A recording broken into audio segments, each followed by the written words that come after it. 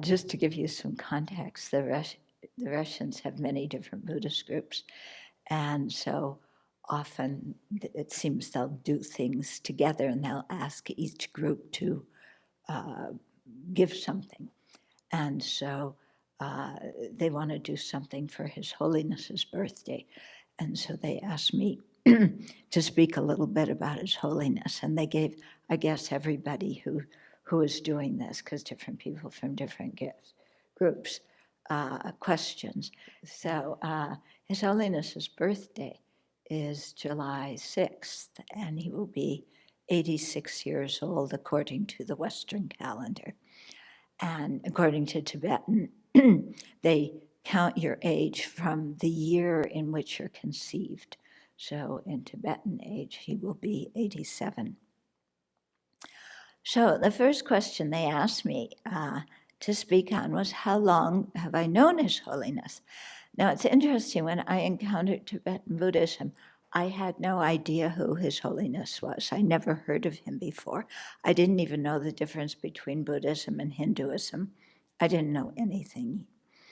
And I went to Dharamsala and I studied with my teachers and some of their teachers. And then in the process of being there, I heard, oh, there's the Dalai Lama. And then I found out about the Dalai Lama. So the first contact I ever had with His Holiness was when he taught in Bodh Gaya. And it must have been, I don't know, 78 or 79. I was already a nun, and he was teaching Bodhicharyavatara, Shantideva's text. And in those days, there was no simultaneous translation into English, but Alex Burton used to give a summary of the day's teachings every day. So that was the first teaching I ever had from His Holiness. And Shantideva is one of my favorite texts, and that made a big impression on me. But I didn't actually meet His Holiness personally until probably, it must have been around maybe 81, sometime like that, when I was studying at the Library of Tibetan Works and Archives. And I had questions about karma and how, because people were saying, well, everything depends on karma. And I wasn't so sure about that. Yes, our feelings depend on karma, but, earthquakes depend on karma. So I thought it would be good to ask that question to His Holiness, because I couldn't really find answers that I felt satisfied with.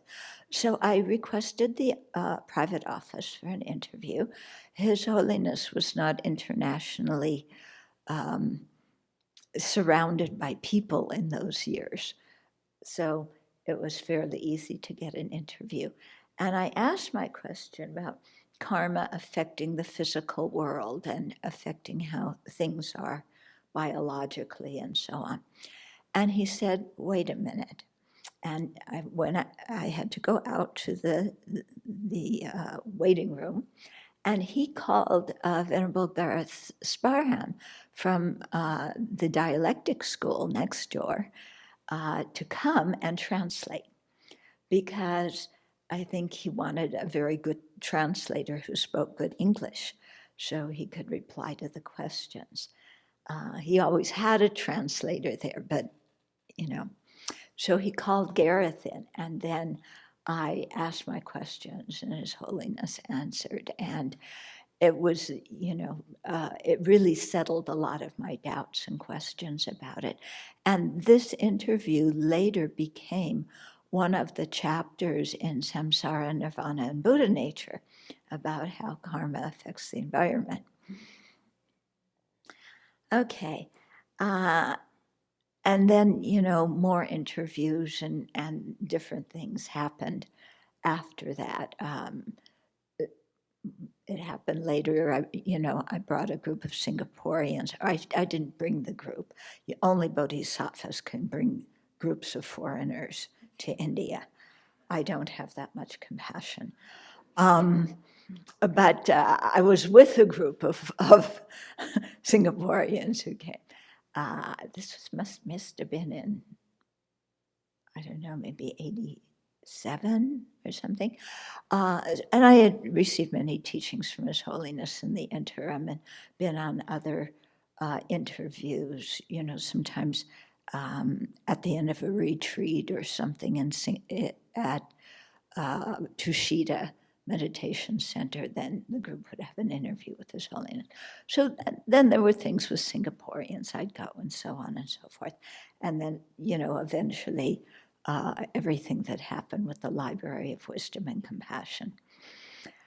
But I won't go into details about all of that.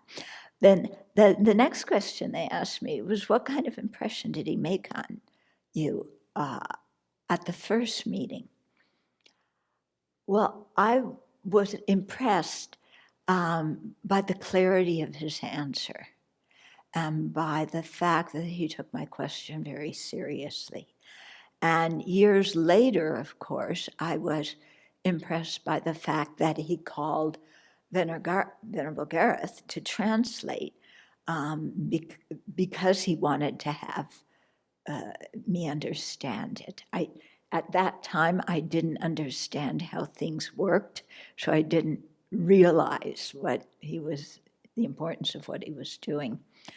But over the years, I've seen His Holiness in a number of different situations.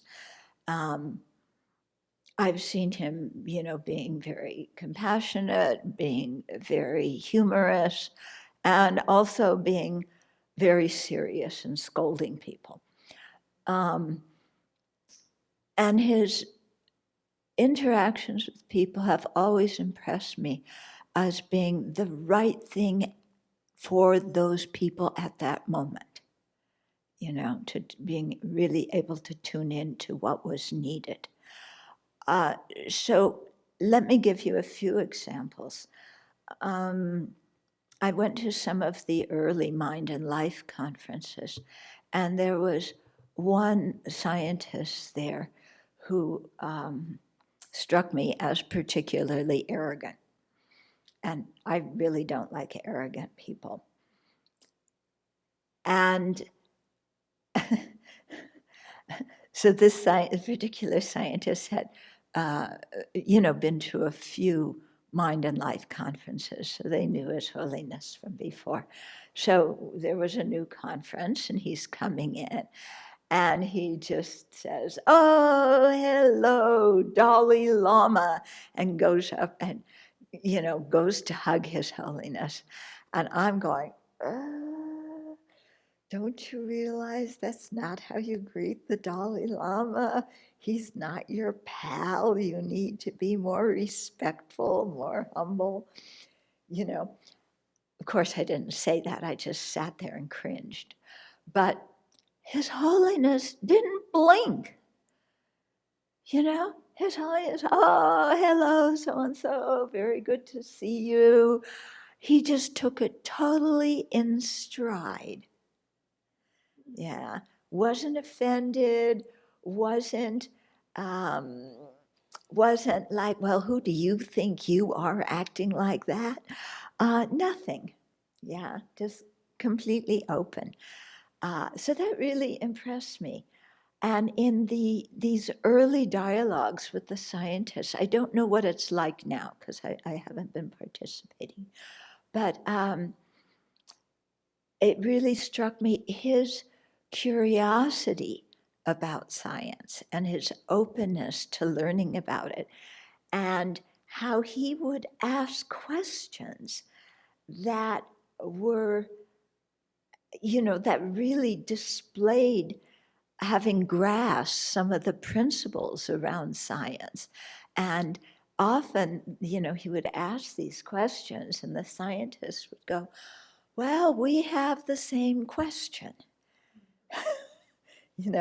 And we're trying to do more research and figure out how this works. So that impressed me too, his willingness to engage and the astuteness of his questions. Another thing, in his public teachings, which I've had the fortune to attend many of over the years, his skill at weaving in and out through, he's teaching a certain text, but he may start out talking about the motivation in a way that everybody can understand. Then he'll go into some deep philosophy. Then he'll come out and he'll talk about compassion. Then he'll go into philosophy some more. Then he'll come out and tell a joke. And, he'll weave in and out so that everybody in the audience gets something. Yeah. Because if he was often asked to teach these quite intense philosophical texts. And, the Tibetans in general are content to listen. They have their thermoses of tea and cookies, and the this is the Tibetan lay people. So they'll sit in the back of the teachings and have a picnic and kind of listen to His Holiness. But, everybody else, and especially too when he teaches in the West, he knows people are tracking it. And so he'll teach in a way that keeps the audience involved, and so that there's something for everybody to understand. Yeah. So that even if you don't understand much, because very often in the West, and he often said this, Western people are educated and they want to hear something serious. So he'll start out teaching the two truths and the four truths and emptiness, and he'll delve into incredibly profound topics, and then he'll come out of it and say something that everybody can understand, and it's quite amazing to watch him do that. Also, in his teachings, what really impresses me is his ability to link different points in different topics together, so that you may have heard teachings on a particular topic many, many times, but then when he teaches it, you'll suddenly realize, oh, this point joins with that point in this other topic. Yeah, and you'll understand connections between different topics and how they mutually reinforce each other, or how an understanding of one deepens an understanding of the other. And that is an ability that not everybody has when they teach, to really relate different points, so that not just going through the outline, point one, point two, the audience has heard that before. It's always good to hear it again. You always understand things the more you hear it, but he can relate it to other topics, yeah, in a way that is quite amazing. Yeah.